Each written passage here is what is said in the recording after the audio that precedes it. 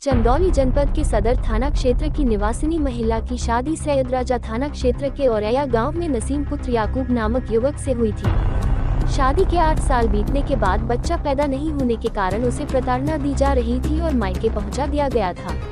मायके में आने के बाद यासीन द्वारा दूसरा निकाह करके पत्नी को मोबाइल पर 3 बार तलाक कहकर तलाक दे दिया, जिस पर महिला न्याय के लिए पुलिस अधीक्षक के यहां पहुंची और गुहार लगाई। पुलिस अधीक्षक ने जांच कार्यवाही का आश्वासन दिया।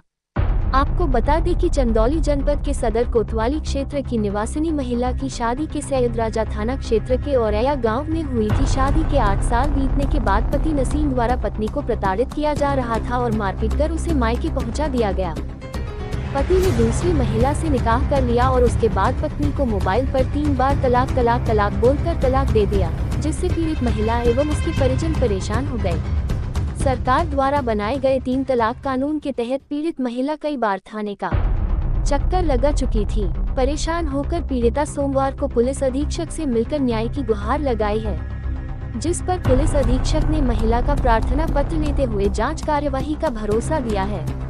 महिला ने ये भी कहा कि पति द्वारा कोई भी मेडिकल चेकअप नहीं कराया गया और इसके कमी से बच्चा नहीं पैदा हो रहा है। इस मामले का कोई जांच पड़ताल भी नहीं किया गया और मुझे प्रताड़ित किया जाता था और मारपीट कर मायके पहुंचा दिया गया। उसके बाद पति द्वारा मोबाइल पर 3 बार तलाक बोलकर तलाक दे दिया है।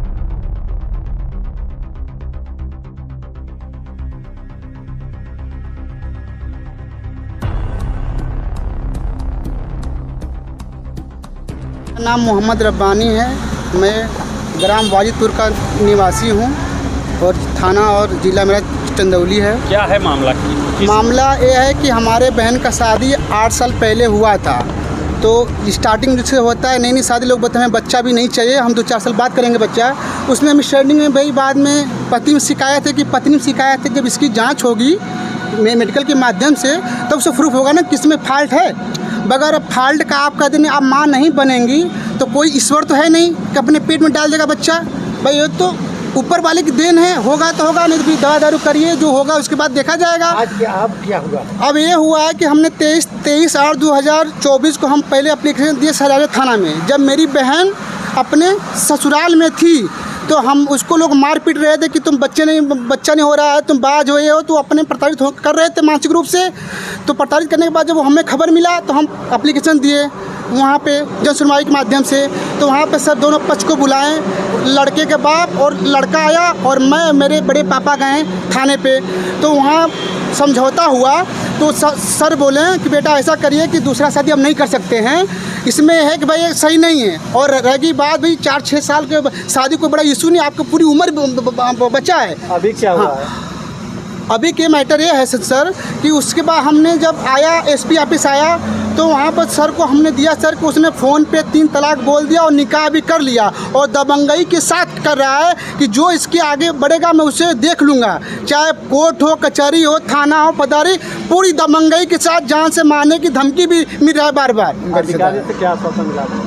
और अधिकारी आश्वासन मिला कि हम उचित कार्रवाई करेंगे। अभी ये हमें आश्वासन मिला, अभी कुछ हुआ नहीं है, न उनके ऊपर FIR हुआ है, न वो अभी तक जेल में है, वो मज़े से इंजॉय कर रहे हैं।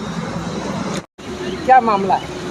जी हमारे पति ने हमको फ़ोन पर ही तलाक बोल दिया और हमको हमारे ससुराल से हमको वहाँ से मार पीट कर सब हमको ले आकर रास्ते में फेंक दिए थे। और हमारे नैहर के लोग वहाँ पे हमको ले आके कमलापति हॉस्पिटल में भर्ती कराए थे। वहाँ से हमारा दवा दारू हुआ और फिर अपने घर पे चले गए। 19 तारीख को वो शादी कर लिया। जब हम घबरा कर फ़ोन किए कि आप ऐसे क्यों किए, तो उसने कहा कि हम शादी कर लिए, तुम्हारा बाप तुम्हारा भाई मेरा कुछ नहीं बिगाड़ सकता और तुम्हें भी मैं तलाक करके तलाक दे दिया, मुझे फ़ोन पर ही तलाक दे दिया। क्या कारण रहा? कारण की यही है कि मैं मेरे 8 साल हो गए शादी को, अभी मैं माँ नहीं बन पा रही हूँ इसीलिए। लेकिन मेडिकल लाइन अभी मेरी कोई क्लियर नहीं हो पाया कि मैं माँ नहीं बन सकती, ऐसा कोई बात नहीं है। वो दवा ववा नहीं कर रहे हैं, इसके लिए वो सब हमको भगा दिए हैं। क्या चाहती है?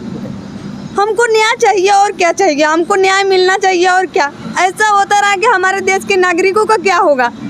एसपी कार्यालय गई थी तो क्या आश्वासन मिला? वहाँ से ये कहा गया है कि चलो सब कुछ होगा, लेकिन एक बार गए थे तो वहाँ से भी कुछ नहीं हुआ। हम सैदराजी थाने में भी गए थे, वहाँ से भी कुछ नहीं हुआ।